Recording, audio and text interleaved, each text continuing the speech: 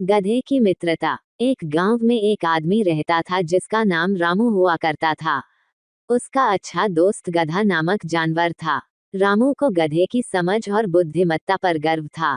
दूसरी ओर गधा भी रामू की दृष्टि की बातों को समझता था और उसकी सलाह का पालन करता था। एक बार गांव में एक बड़ा मेला लगा। रामू और गधा दोनों मेले में गए। वहां उन्होंने एक सफेद घोड़े को देखा। रामू कहता है, ये घोड़ा बहुत ही खूबसूरत है और तेज भी है। हमें इसे खरीदना चाहिए। गधा मुस्कुरा देता है और कहता है, पर दोस्त, हमारे पास इतने पैसे नहीं हैं। रामू कहता है, कोई बात नहीं, मुझे एक उपाय याद आ रहा है।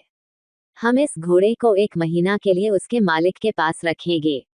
उसके बाद हम उसे वापस देने का समझौता कर सकते हैं।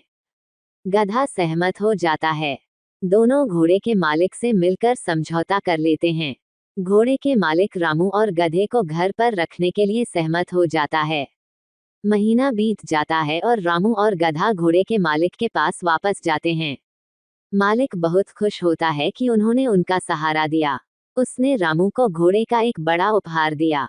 गधा और रामू दोनों खुश होकर अपने गांव की ओर रवाना हो गए। इस कहानी से हमें ये सीखने को मिलता है कि सच्ची मित्रता में आपसी समझ और सहायता होती है।